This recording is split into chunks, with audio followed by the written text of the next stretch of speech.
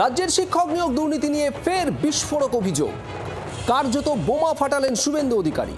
একটি audio clip ফাঁস করে তার দাবি, জেলে বসে চাকরি বিক্রি করছেন মুর্শিদাবাদের বড়োয়ার বিধায়ক জীবন কৃষ্ণ সাহা।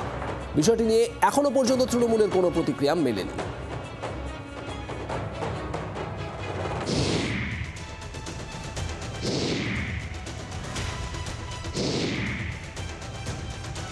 একাদশ দ্বাদশে শিক্ষক নিয়োগের পরীক্ষায় কারা ইন্টারভিউয়ে ডাক পাবেন, শনিবারই তার তালিকা প্রকাশ করেছে এসএসসি কর্তৃপক্ষ।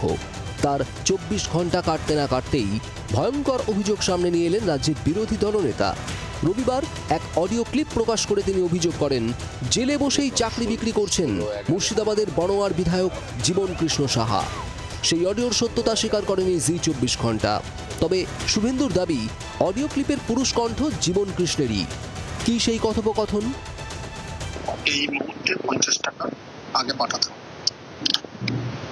হ্যাঁ স্যার, বলছি টাকাটা চলে এসছে। হ্যাঁ, আমি পাঠাচ্ছি, ঠিক আছে। আর বলছিলাম যে স্যার, তাহলে আমার 15,50,000 আপনাকে দেওয়া। হ্যাঁ, আপনি কবে ফিরবেন স্যার? খুব তাড়াতাড়ি চেষ্টা করছি। কি জিনিস বারবার আর বিরক্ত লাগে এইভাবে যে আপনার সাথে যোগাযোগ করার জন্য, মানে ওই যে পীযূষ কান্তি বাবুকে অনেকবার ফোন করে আপনার সাথে যোগাযোগ করতে পারবো না, খবরও পাচ্ছি না কি করলো, সেই জন্য ওনাকে ফোন করে। ঠিক আছে, আমি আমার কোনো অসুবিধা নাই। আমি এখন যেটা তাড়াতাড়ি বেরোতে হবে, এইভাবে যদি আমাকে হঠাৎ করে টেনে নিয়ে চলে যায় একই জিনিস। আপনি স্যার আগে কোনো কিছু খবর পাননি?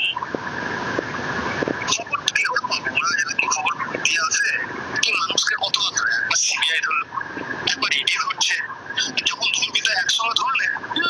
সত্যি মানুষকে এত হ্যারাস কেন করে এরা, মানে কি বলবো। চেষ্টা করছি। অডিও প্রকাশ করে শুভেন্দু অধিকারীর দাবি, নতুন শিক্ষক নিয়োগ প্রক্রিয়াও প্রভাবিত করেছেন জীবন কৃষ্ণ। এই পরীক্ষাতেও প্রমাণ হলো, জেলের ভিতরে থেকে জীবন কৃষ্ণ সাহা টাকা তুলছে।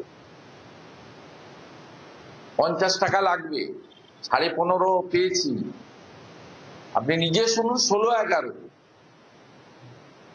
আমি কালকেই ইডির কাছে ফোন নম্বর ইত্যাদি পাঠাবো, যারা ধরেছে তাদের কাছে পাঠাবো, এবং আমি দাবি করছি যে এই কেসকে ট্রান্সফার করে নিয়ে যাক অন্য রাজ্যে।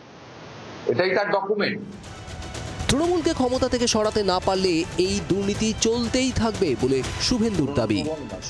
তৃণমূল মানে চোর, আর মমতা ব্যানার্জিকে যদি সরাতে না পারেন, এই রাজ্যের 2 কোটির বেশি শিক্ষিত বেকার, 1 কোটির কাছাকাছি পেটের টানে বাইরে চলে যাওয়া পরিযায়ী শ্রমিক, এদের কোনো নিস্তার নেই।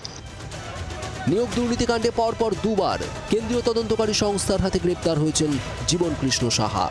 প্রথমে সিবিআই এর হাতে গ্রেপ্তার হয়ে বছরখানেক জেল খাটেন, পরে জামিনে মুক্তি পান।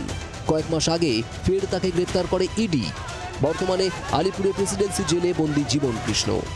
ঘটনাচক্রে নিয়োগ দুর্নীতি মামলায় সদ্য জেল থেকে মুক্তি পেয়েছেন প্রাক্তন শিক্ষামন্ত্রী পার্থ চট্টোপাধ্যায়।